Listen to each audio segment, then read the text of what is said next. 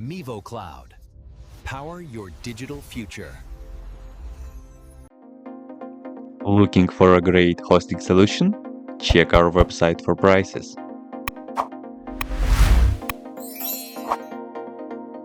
First, what you need to do is to update the server packages. You can do this by the following command.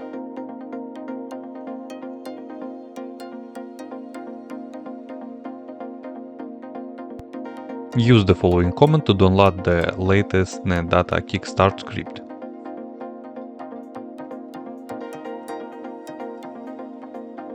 Once script is downloaded, update the packages.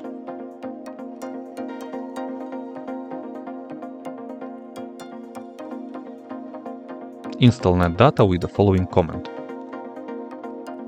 You can check the status of NetData with the next command.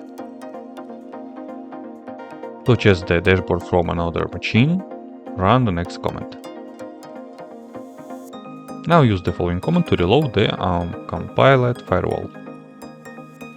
Finally, open your web browser and use your server IP address with the next port. You will be greeted by the real-time monitoring dashboard, and just like that, you're ready to analyze your system performance.